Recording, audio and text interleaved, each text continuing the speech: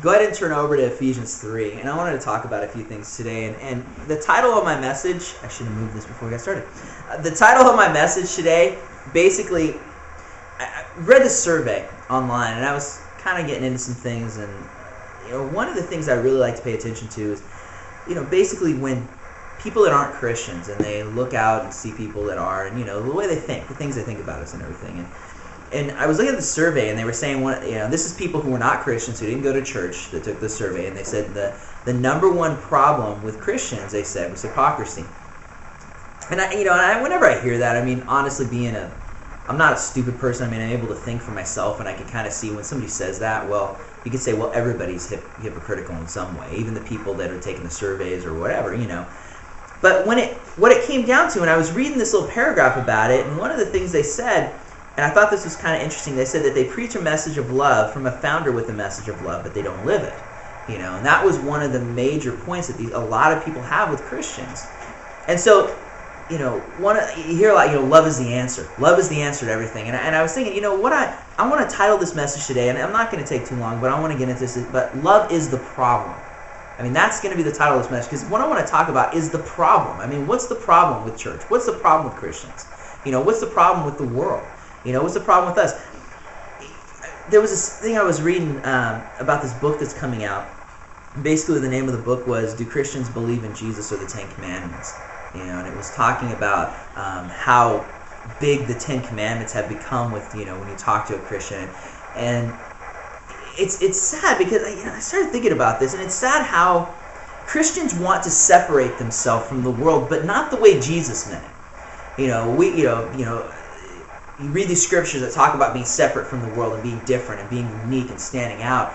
And they try to do it in a way to where they want, I kind of look at it like the Moose Lodge or the clubs, like the whatever club you can think of in a town, and they have their little rules and things they do, and maybe, like the Masonic lodges and stuff where they have the little, ceremonies they do and everything. And it makes them different, it separates them. But it's something that they make up.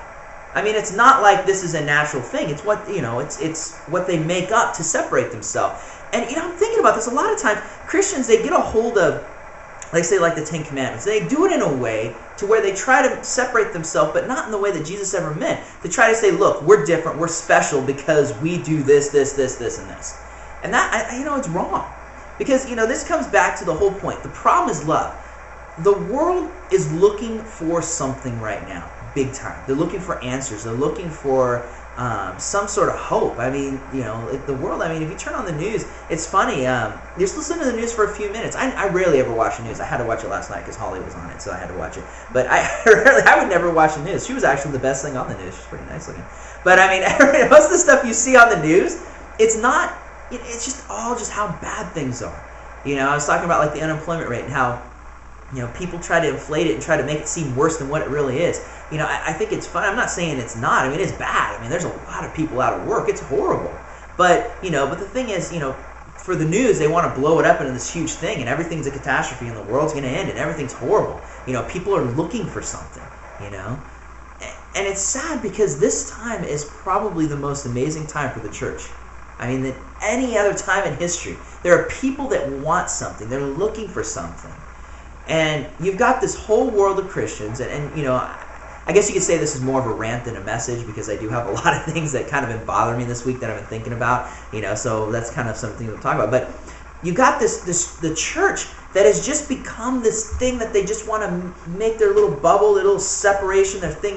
We're these little special people that are over here, and we have our little services, and and if we don't like the way you look or the way you act or the way that you believe about God, we're going to find a way to get rid of you, and we're going to have our little sect, our little group, and it's just sad. It really is. It's interesting. Jesus, the last meal he got to have on earth with his disciples, this is the last meal, it's funny because when, somebody's on death row and you always hear, what was the last thing you wanted to eat before he died, it's a big deal. Jesus, knowing that he was going to die, this was the last meal he got to spend with these men that he had spent, even women too. It's not just men and women. These people that he spent 3 years of his life just pouring into. And here's his last chance to kind of make an impression. You read that in John. You start in John 13 and all the way through to 17. It's a last chance for him to pour something. And he says this. And it's such an amazing thing, and it's so sad. I think it's something that if you want to have your little church building, you should put this right there on the front of it. That they will, and Jesus said this to the disciples, they will know you by your love. It wasn't, they will know you by your preaching, or by your putting a cross on the front of a building and calling it a church.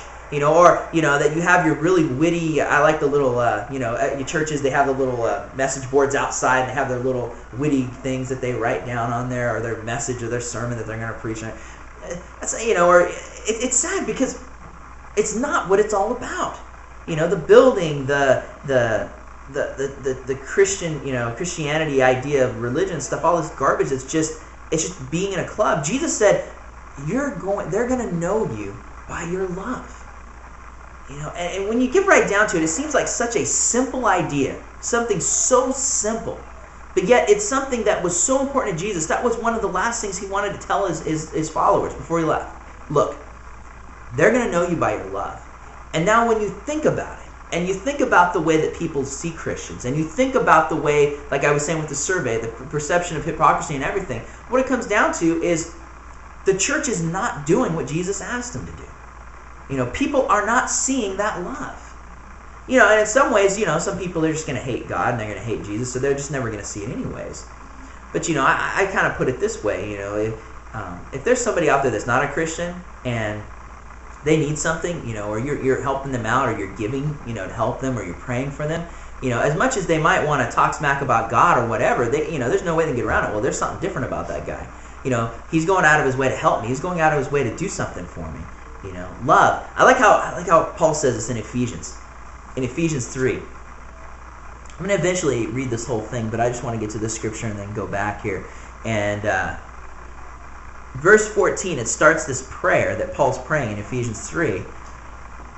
And I want to, let's see here.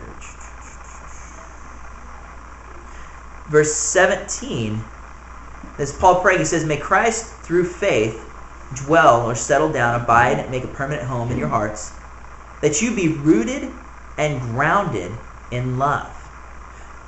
Paul says, before he gets into anything else, he says to be rooted and grounded in love. Jesus says that they'll know you by your love. Paul says you need to be rooted and grounded in love. Love is the problem, and it's sad because you got all these denominations. Where do denominations come from? A lot of people don't realize this, but most of these, you hear about the Baptists, the Methodists, the Presbyterian, all these different denominations. Where most of these guys started at was in a revival, where there was a time in history to where people just started, coming to church again, or started, getting turned on to God and getting turned on to the Word, and all these things were happening, and these revivals were going on where people were just, coming to Jesus, and people were getting healed. People were, miracles were happening. There are some revivals you read about, back in, like Europe, to where, whole towns had changed, whole, cities had changed. All these amazing things were going on, But the funny thing is in all those revivals, what ends up happening is they start making rules, and that's where the denomination comes, I don't even want to get into the whole definition of a denomination, but the thing is it's having these rules so that you can separate yourself from this other guy who might be doing something a little different than you, so that if somebody comes to your church and doesn't do it the way you like, you can run them off.